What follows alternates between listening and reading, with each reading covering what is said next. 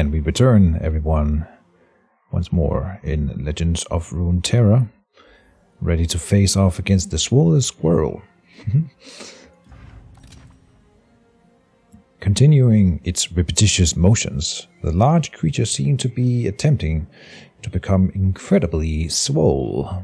Indeed, the swole squirrel. The forest workout then is his power. All units, that includes our units, have, if they strike, they double their power, assuming that they survive. Interesting. Very interesting. Of course, the enemy will try to combo with that power that they had. We're going to reshuffle here everything that is super expensive and try to get some lower cost cards.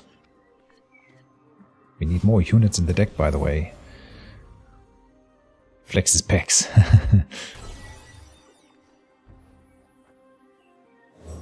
Play the bell ringer. Been lucky to draw him at the start of every fight. They didn't have any mana to play anything with, okay? Still, even in the third match, they still don't get mana. I swear it'll happen later. Anyway, so this guy then doubled his power. He struck, he had 2 power, now he has 4. Very nice. I feel like that's going to combo really, really well with my strategy. Then, again, not playing. I'll play... Yeah, I will play Esmus. We do have other units in the hand. Okay, they're not playing. Alright, I guess they didn't have anything costing 1 mana. Now we have to wonder, do we attack now before the enemy can play a blocker? The Esmus doesn't do any damage, but we could double the power of the bell ringer, or we could play the stone staggers and try to double their power too. I think I will. Most likely they will play a blocker that kills the bell ringer then, but that's fine. No, okay, well, this is easy then. It's gonna be a short fight.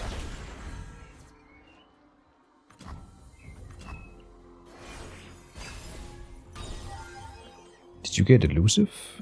Oh, something about when you summon an ally with buffed stats granted a random keyword. I forgot about this. So he already had the chimes when I summoned him, and that gave him a random keyword. He got elusive. Very important. I forgot about this whole mechanic. Foster caretaker then. I see. This is a support unit that also likes being supported.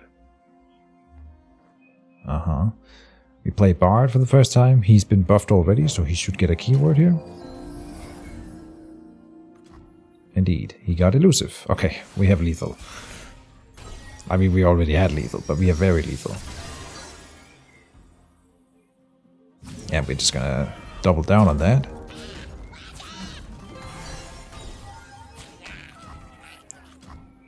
Alright. I mean, sometimes I draw poorly and I feel like the game is too hard. Sometimes the opponent draws poorly and we just win. So, that was an example of that, I suppose. We might do another battle in this episode, why not?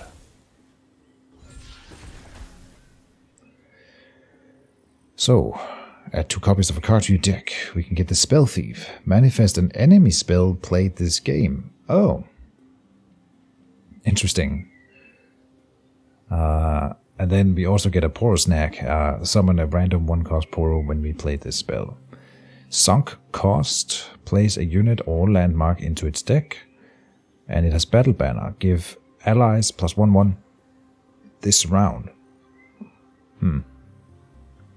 For 8. We already have a killer unit card, so why don't we go for the Iron Ballista, which is a unit. We need more of those. Iron Ballista has Overwhelm and a Pickaxe, dealing 2 extra damage, so we'll have 6/3. We take that, and I think, yeah, we'll go for the final boss, I suppose, in this episode. It'll be just like a boss rush here.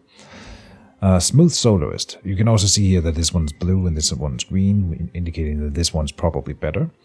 I didn't talk about this earlier, but the fights are always the same. For example, in Lulu's adventure, we will always see these same fights with the same path, but the rewards things will be randomized. So these 2 here, they can be something else if we ever played Lulu's adventure again. And so these are the ones we're interested in discovering and figure out which path to go for. Smooth Soloist is great. Smooth Soloist gives us, they sing a song, I suppose, and then we get a power. We can buy a power here.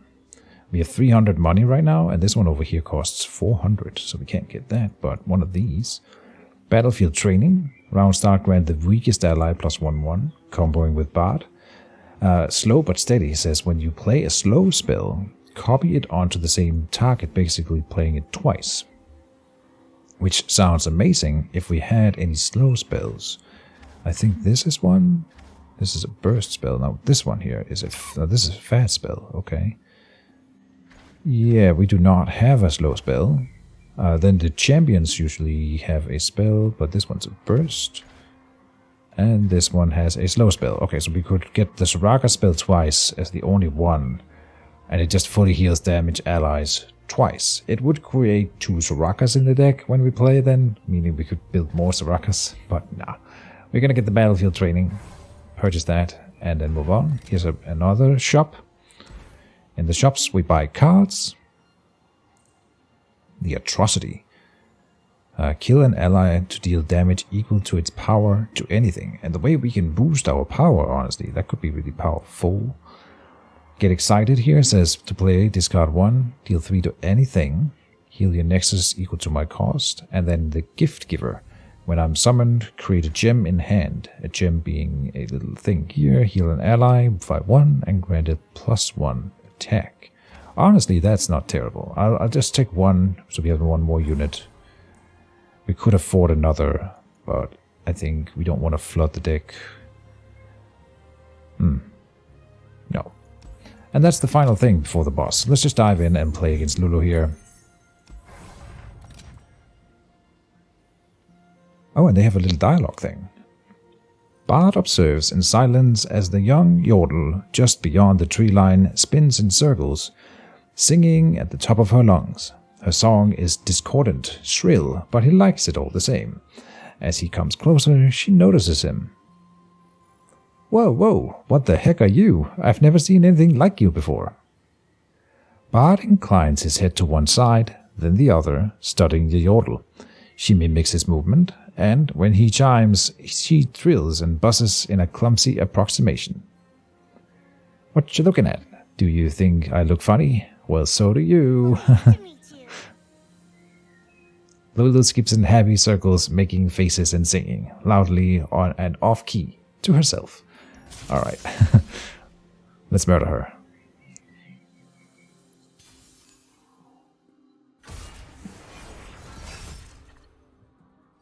So Bard doesn't speak. I actually didn't know that. Don't know a lot about him.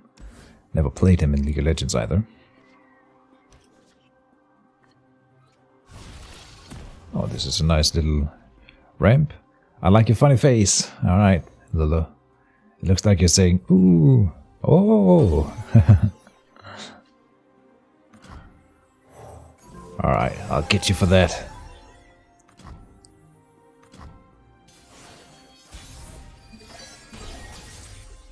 Oh, and our weakest unit is boosted every round, but then turned into a squirrel by Lulu's power. Indeed. We can play Soraka or the Bandle Commando. Bandle Commando is nice. Oh yeah, because it gives us an Owlcat in hand, which is nice for the chimes. This is why this one's good. I see. And it's elusive. It'll be able to attack and deal damage this turn. Okay, they play a little Green Glade Lookout. When this one strikes, it increases or reduces the cost of their most expensive unit.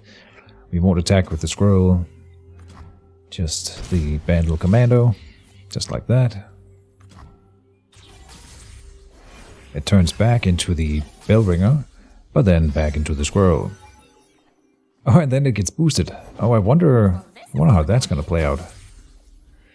This is because it was their initiative, and so their powers play first, transforming my guy into the squirrel thing, and then it gets boosted by the Battlefield Training, where it was opposite when I had the initiative. Something that can sometimes be a little bit surprising in how it works out, but interesting. We'll play Soraka here. And Lulu, I didn't even cover what she does, but she supports an ally and then growing them into a 4/4 from whatever they were. this round, assuming that they were lower than a 4/4. And she levels up when allies have been supported 3 times. So we can tank that there. And then I think I'll take the hit on the Nexus here, so we don't lose a unit. Now it doesn't matter as much as long as we win, because it doesn't carry over to the next fight after this. Seeing as that there are no further fights after this, basically, right? Not sure what we're playing this round. We only have 4 mana.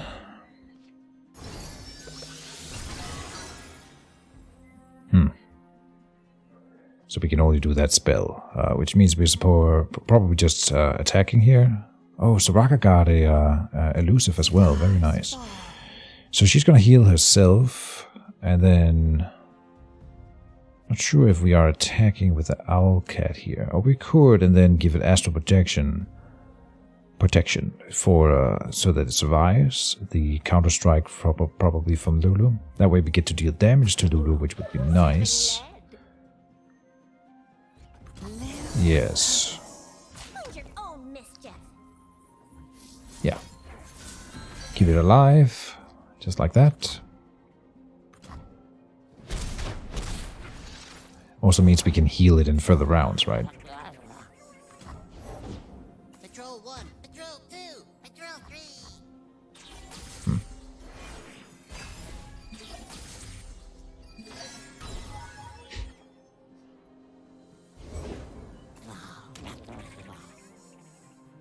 Alright.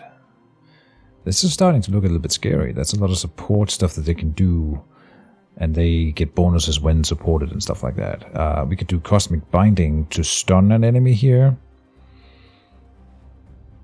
2 to an enemy and then stun another. Oh, yeah, that's perfect. Okay, we'll do that. We'll deal 2 to Lulu so that she dies. And then we will stun another supporter so that they only have that 1 support unit attacking. Perfect.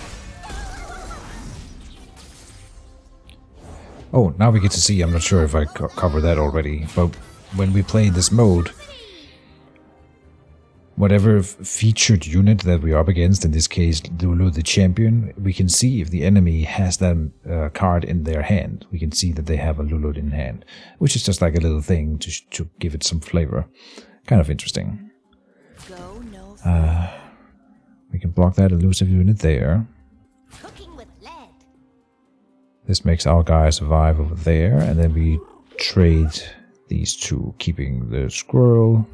Could throw it in there, but then we're just gonna have another unit be turned into a squirrel every turn.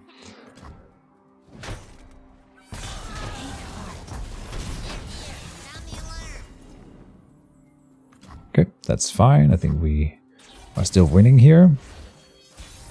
We got a lot of good cards in hand, and they are running out. I hope. Oh, they have supported allies 3 times, so Lulu's going to level up when she gets played here. And then round start, create a fleeting help picks in hand, and her new support ability will be leveling to 5/5. The help picks is this one here, giving barrier or vulnerable this round, which is super annoying. So I'm kind of thinking about holding the vengeance to kill Lulu this round when they play her, because they will. I think that's what we're doing. But we almost have lethal. No, we're not going to have lethal. It's fine.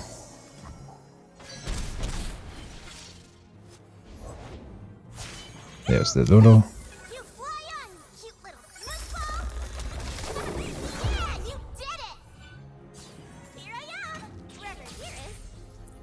There you are.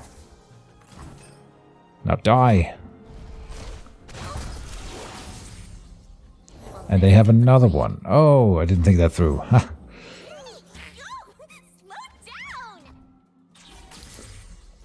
They just played another, of course. I mean, we have lethal next turn unless they can block us and... Oh.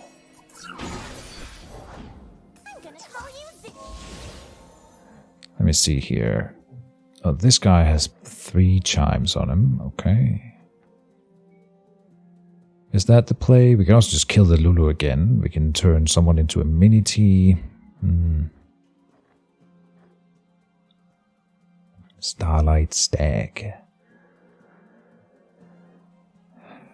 Yeah. That should seal the deal.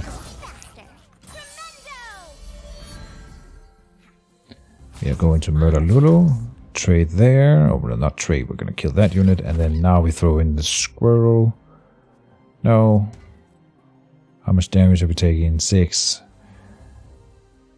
So then, no, we're not under any threat here. I think it'll be fine.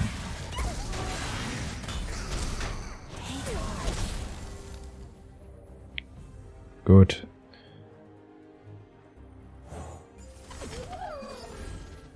Display everything. Another Lulu, okay.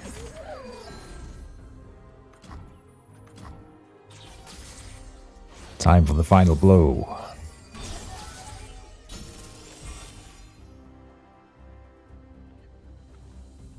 And there's Bard.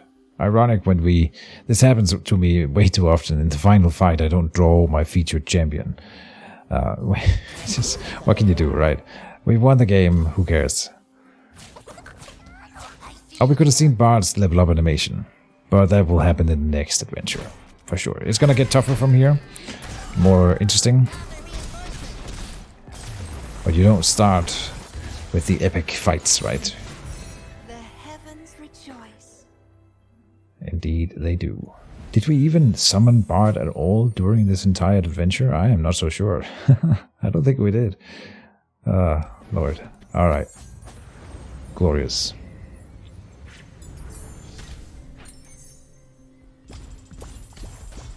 We get champion XP.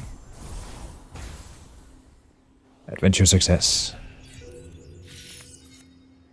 So then there's some parameters that we can look at, like you can play for time if you want to try to play against yourself. You get a rating based on how much health you have left, how many revives you have left, which we didn't have any. Rerolls and gold, so all kinds of different parameters that you get judged on, rated on. And then there will be a featured card. It doesn't really matter. I believe this is the card we've played the most, maybe interacted with the most. I'm not sure exactly how it chooses the featured card, but in this case it was Soraka. No big surprise there. We used her a lot. We get champion XP, legend points, and the new Cosmic Vault. And 5 fragments. I see. Nice. And then 5 fragments for Ilawe. Very cool. I want to unlock her. She's also a new champion. Very nice. Okay. So then we come in here. We can see the champion level in here, for example. We have Debug Upgrade 1 plus health. Bird the Bellringer starts with a pickaxe. And we have now 25 starting Nexus health. We got that one already. We are working towards Deck Upgrade 2, which gives us Stone Stagger starts with Skirmisher Saber. The pickaxe was added to the Bellringer. Oh, very nice. Okay. Yeah, and nothing else. We can't get any new star powers or anything. So what we do then is we look in here in his little adventure journal, and then we have already completed this one once, I suppose, but that doesn't really matter. That was with Jinx. So don't mind that. Whatever we want to do here, we have to complete some of these. I'm not sure how they are rating which ones. Oh, here we see the ones we've already completed. Some of them I think we have to complete. Or is it that we have to have a star rating, probably, of 2 to play the next major campaign adventure? That's probably it.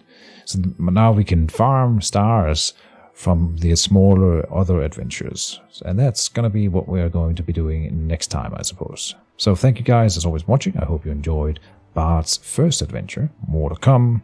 I think what we'll do is we finish up Bard and then we can do another. And so yeah, that's it. See you soon guys, and bye-bye.